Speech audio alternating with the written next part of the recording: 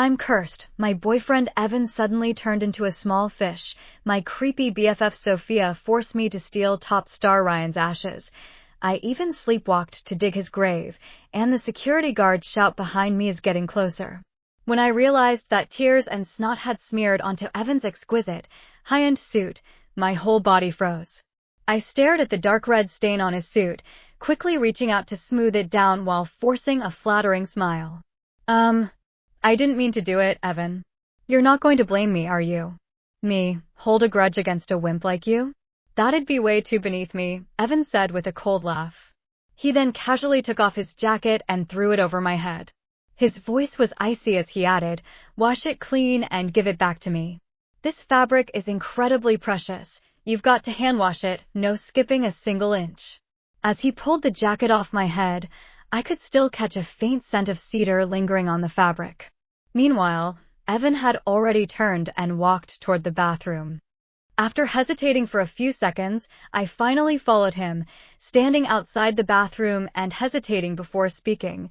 "Evan, there's something I'd like to ask you." Wow, this bathroom is decorated in a super modern style. Through the frosted glass, I can just barely make out his shadowy figure, which feels kind of awkward, to say the least. The figure inside paused for a moment, then Evan's voice came through, his teeth clenched tight. "What's the big deal? Why do you have to ask me about this precisely when I'm taking a shower?"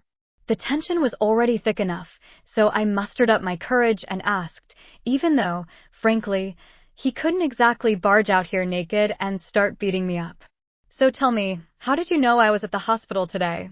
And also, was it you who left that little red fish-shaped mark behind my ear?" That mark had been stubbornly stuck there ever since I'd scrubbed it for ages. Aside from him, I simply couldn't think of anyone else who could have done it. Suddenly, the bathroom fell utterly silent, save for the gentle sound of water rushing down the drain. What shocked me even more was that the figure I'd just seen a moment ago had somehow vanished into thin air. "Hey, Evan, are you still there?" I pressed my face against the glass, making sure no one was inside. Then, steeling myself, I pushed open the door. Hot steam rushed toward me, and the shower was still running. His clothes were scattered on the floor nearby, yet he himself was nowhere to be seen. Could it be that he'd left in a hurry? But even if he had an urgent matter to attend to, he wouldn't just walk out without putting on any clothes, would he? I called out a few times in the bathroom, but no one answered.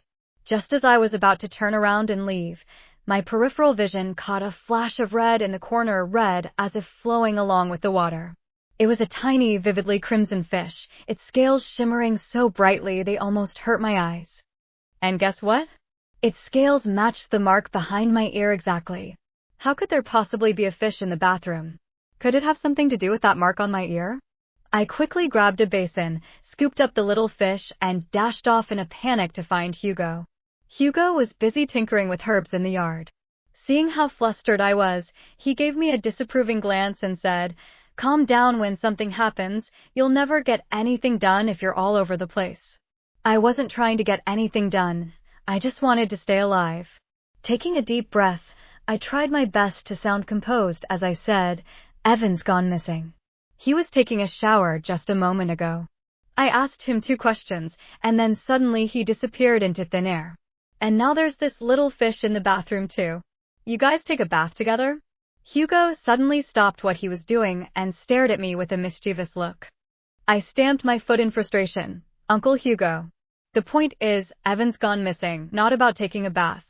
Finally, even the usually calm Hugo lost his composure, let out a string of colorful curses, tossed aside the herbs, and bolted toward the bathroom. I hurried after him. He fixed his gaze on the little fish swimming in the basin, his brow furrowing into a deep frown. "Uncle Hugo, just what in the world is this little fish anyway?" I whispered softly. Hugo turned to look at me, his voice tinged with resignation. "This thing right here, that's Evan." My eyes widened so much that my pupils contracted sharply, and for half a second, my breath froze completely. I almost dropped the basin of water in my hands. My fingertips started trembling uncontrollably. Leaning closer to the basin, I stared intently at the tiny red fish, no wider than 2 fingers. Its scales shone brilliantly, and its tail fin moved with an inexplicable vigor. Yet, no matter how I looked at its petite form, I just couldn't reconcile it with the image of Evan, cool, aloof, and radiating an aura of unshakable confidence. No. No way. My voice trembled, and I instinctively reached up to cover my mouth, afraid that I might scream out loud. He's Evan. The guy who even his laugh carries shards of ice. How could he possibly have turned into such a tiny little fish? This is just too absurd. I blinked repeatedly, then gave myself a hard pinch on the arm. The sharp pain was all too real. I wasn't dreaming. That frail little fish in the basin, it really was Evan. I was so shocked that my mind felt completely blank. My gaze fixed unblinkingly on the tiny fish in the basin, and even my speech became stammering. He's the Dragon King, isn't he? How could he possibly be a fish? This is just unbelievable. Hugo rolled his eyes. Never heard of the carp leaping over the Dragon Gate? This is his doppelganger. His true form isn't in this world. Without this doppelganger, he simply couldn't stay here at all. Just remember that this is him. Don't ask me to explain any more. You wouldn't understand anyway. I was utterly confused, but what really stuck with me was, why had he become like this? I reached out and poked little fish, and it suddenly flicked its tail right in my face. Haha, it sure has a feisty attitude. Why did he turn out this way? I asked again. Just as Hugo was about to speak, little fish splashed water all over his face too, leaving him with no choice but to throw up his hands and say, "You saw it yourself. He won't let me talk about it. You'll just have to ask him when he's back to normal." Then he quickly slipped away. There weren't any fish tanks at Return Manor, so I had no choice but to keep Evan in the wash basin, placing it on the desk in my room. While he was still easy to handle, I couldn't help reaching out to touch him again. "Don't you want your hand anymore?" Evan's voice suddenly echoed in my mind. Startled, I heard him continue, "Don't be surprised. There's an behind your ear, and I can communicate directly with you inside your head. That mark was left by me. No matter where you are, I'll find you." "When can you turn back?" I asked. "Probably in about 2 days. Don't bother me again, and if you touch me one more time, your hand will be gone," Evan said, his tone laced with irritation. TCH, even when he turns into a little fish, he's still so fierce. I pouted. "Fine, I won't touch you." "But what about the curse on me? Are you saying I'd let you die?" he interrupted impatiently. "Well, I am after all his nominal girlfriend. If I died, wouldn't he end up all alone?" Second marriage men aren't exactly in high demand in America. "If I die, you'll just have to spend the rest of your life lonely. Get out of here." "Got it." I quickly dashed out of the room and headed to the yard to help Hugo dry his herbs. While everyone else dries herbs in the sun, he insists on drying them under the moonlight. Truly an unconventional guy. Hugo glanced at me sidelong and said, "Did you upset Evan again?" I scratched my head awkwardly and replied, "Looks like it." "You little rascal, you're not going to sweet-talk him, are you?" Hugo gave a wry smile. "It's all over TV. Women who play the sweet-talker have the best lives. Just go along with him, and he'll do whatever you ask." Seeing his baby-faced expression as he said this, I was both astonished and intrigued. "Uncle Hugo, you really know a lot, don't you? I've been following Evan for years, far longer than you've known him. Just listen to me, and you'll be fine." I took his words to heart. Before, whenever I was around Evan, I'd either shrink back or hide. I'd never once tried to sweet-talk him. Maybe I should give it a shot next time. "Why do you have to dry your herbs under the moonlight?" I asked curiously. Hugo gave me a mysterious smile, but didn't answer. Sensing that it might make everyone uncomfortable, I wisely decided not to press further. By the time I'd finished arranging the herbs, it was already late. I figured Evan must be a little fish by now. There's no way he'd jump up and splash water on me, but still, I felt emboldened enough to head back to my room without a second thought. "Evan, good night." I called out toward the basin of water. What responded was a loud splash, and right then, tiny droplets landed precisely on my face. He really has an explosive temper. But hey, at least he's good-looking, so I'll just bite my tongue. Just as I'd settled down in bed, my phone started buzzing like crazy. It was Sophia calling, and it was already 11 o'clock at night. I quickly answered, "Sophia? What's going on?" "Lila." Her voice came through the line, not her usual bright, carefree tone. Instead, it sounded distant and ethereal, as if coming from far away, and wrapped in a faint, almost imperceptible chill. There wasn't a trace of genuine fear in her sobbing voice. It almost seemed deliberately staged. "The dorm, something's wrong over here. Ever since you took a break from school, every night I feel like someone's touching me, not just a dream. It feels so real. Just now, I dreamed that a man said he was going to take me away and make me his bride." Her voice suddenly dropped to a whisper, tinged with an eerie excitement mixed with a hint of coldness. "You know who he looked like?" It was Ryan, the top male star who committed suicide 2 months ago. "I'm not even his fan. Why on earth would I dream about him?" As she spoke the last sentence, her tone was unnaturally flat, completely devoid of confusion. It sounded more like she was simply stating something that had been destined all along. Ryan, now the hottest Hollywood actor, had taken his own life by overdosing at the peak of his career, leaving fans nearly beside themselves with grief. My heart clenched. Besides the dreams, have there been any other strange things happening? "It's hard to explain over the phone. Let's meet tomorrow and talk about it." "Okay." "I'm so scared. Can we just not hang up, please?" "Okay, I'll chat with you." As we talked, an even breathing pattern came through the phone. She must have fallen asleep. But then, in the next instant, a piercing scream shattered the silence, followed by the grating sound of bones rubbing against each other and heavy, labored breathing. "Sophia, what's wrong with you?" I shouted, frantic with worry. The call suddenly cut off with a series of beeps, and no matter how many times I tried calling back, the line remained out of service. Not just hers, but the phones of my other 2 roommates were also unreachable. Could something really have happened? But it was so dark outside, and I was still carrying that curse. Plus, Evan had turned into a little fish. Going out there would only make things worse. I stayed up all night, calling endlessly, yet no one answered.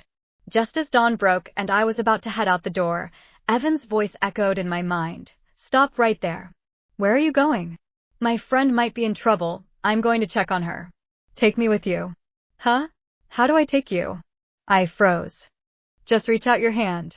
I obediently stuck my hand into the water, and as soon as my wrist touched the cool liquid, the little fish vanished, replaced by a lifelike red koi tattoo, even more delicate than the one behind my ear. "Let's go." My heart felt sweetly warm. He'd clearly been worried about me all along. As we passed the courtyard, Hugo was gathering herbs. Seeing that I was about to leave, his lips moved slightly, but in the end, he didn't say a word. I headed straight to Cloud City University. Just as I reached the campus gate, I received a call from Sophia. Her tone was cold and distant. "Lila, let's meet at that bubble tea shop we used to frequent." Before I could say anything, the call ended. My heart sank. She'd never spoken to me in such a tone before. "Something's off with this school," Evan suddenly said. "The atmosphere is so oppressive, completely different from when I was here last time." I didn't ask any further. After all, I wasn't coming back anyway, so I just headed straight for the milk tea shop. The place was packed, and amid the lively chatter of customers, I spotted Sophia in an instant. She was wearing the red dress she'd lent me earlier. The vivid red made her face look unnaturally pale, as if it were made of paper.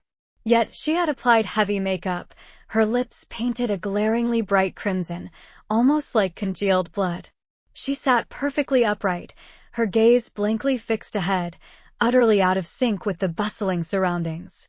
"Lila, over here," she called out to me, waving her hand. I hurried over and took a good long look at her. "Are you okay? My phone cut off suddenly last night, and I tried calling you all night but couldn't get through." Sophia pushed a glass of fruit tea toward me. "I'm fine. Here's the one you love best, your order." "Don't interrupt. Just tell me quickly, what's going on?" I pressed her. She slowly raised her head, gracefully brushing a strand of hair away from her face. Her fingertips were icy cold, and her movements were stiff and robotic, as if she were a marionette being manipulated by invisible strings. Then she smiled at me, a smile that stretched her lips so tightly it felt like they were being pulled apart, yet there wasn't a trace of warmth in her eyes. Instead, her gaze was heavy with an icy chill, like the bottomless depths of an ancient well, sending a shiver down my spine.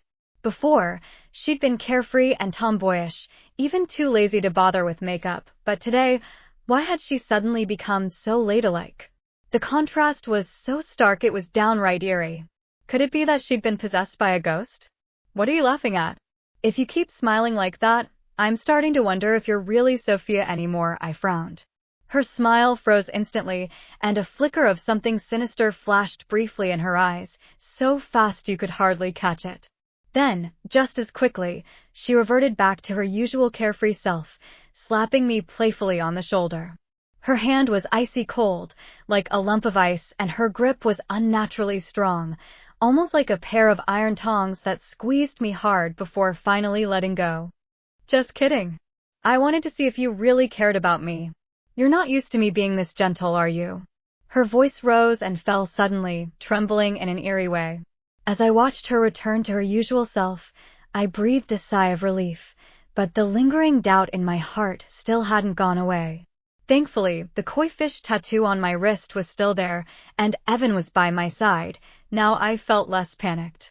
Sophia put away her playful grin and began nervously picking at her fingers, glancing around anxiously. Lila, she said in a hushed voice, I think I'm being haunted by a ghost. What do you mean? I asked, lowering my own voice. I've been dreaming about Ryan for 3 days straight. He keeps saying he's going to take me away.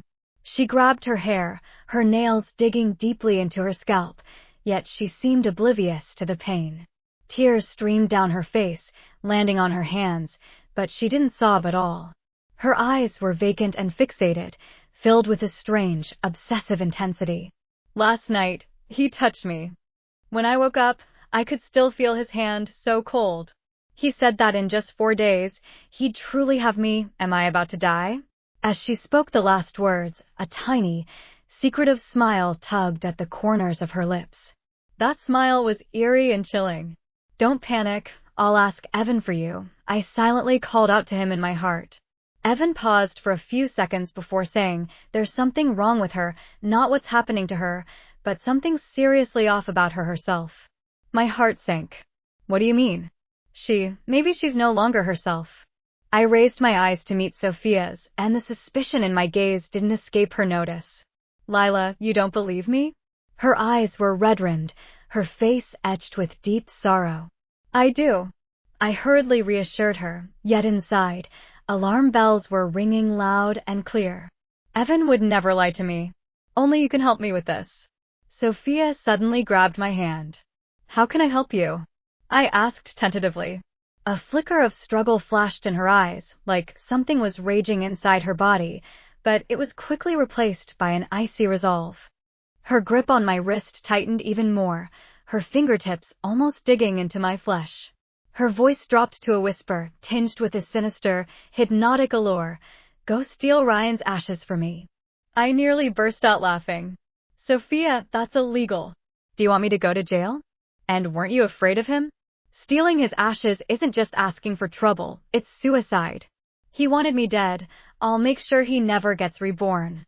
Her eyes burned with a madness I'd never seen before, her pupils veiled as if by a mist. Her voice shifted between male and female tones, sounding unnervingly eerie. I can't explain it to you, but only you can help me. You've got to help me. You're not even willing to explain? I deliberately reddened my eyes and put on a sad expression. I treated you like my best friend, yet you're asking me to do something illegal. Just then, Evan's voice echoed in my mind. You act this way even in front of me? No way. I'm being completely sincere with you. Ask heaven and earth to witness it. I replied to him with utmost seriousness. Haha, if you're lying, may lightning strike you. I wouldn't dare. On the surface, I continued to look at Sophia with a pitiful expression. She felt uncomfortable under my gaze and quickly tried to smooth things over. I was just kidding with you. I was testing whether you'd be willing to go through fire and water for me. I'd never do anything illegal. I think we should just find a spiritual medium to help us, I said earnestly. But Sophia shook her head firmly. There's no other way. We've got to get those ashes no matter what. Lila, I'm sure you'll help me. Why was she so confident? My doubts only deepened. I've got a class to start soon. Let's catch up tomorrow, Sophia said, glancing at the clock. Her gaze darted away, avoiding my eyes, then she reached out and patted my shoulder, not lightly this time, but with more force. The cold touch spread from my shoulder all the way down my body. She turned around and hurried off, her steps stiff and unnatural. Her back seemed somehow eerie, as if someone were secretly guiding her from behind. I didn't dare linger any longer. I headed straight back to Return Manor. The curse on me hadn't been lifted yet, and the outside world was far too dangerous. It wasn't until late that night that I finally understood where Sophia's confidence had come from. Before bed, I put Evan back into the basin to give him some water, then quickly fell asleep. In my dream, I kept walking, carrying something heavy on my shoulders, so exhausted that I felt like I was about to fall apart. A sudden gust of cold wind swept through, jolting me awake, only to find myself standing in a completely unfamiliar place, clutching a shovel in my hand and with a huge pit right beneath my feet. All around me was utter darkness, dotted with rows upon rows of tombstones. This was the American cemetery. The cemetery, the shovel, the gaping hole. I felt an icy chill run down my spine. Combined with Sophia's words from earlier that day, a horrifying thought suddenly occurred to me. Had I been sleepwalking? And had I actually come here to dig up Ryan's grave? I quickly glanced at the tombstone. The man pictured there was strikingly handsome. Yes, it was Ryan. But the urn containing his ashes was gone from the pit. Clearly, someone had taken it away. Besides Sophia, who else could it have been? Why on earth had I been sleepwalking? And who, or what had been controlling me? Hey, who are you? What are you doing here? A loud, authoritative voice boomed behind me. My body froze instantly, and as I slowly turned around, I saw 2 security guards, each holding a flashlight, staring at me with wary expressions.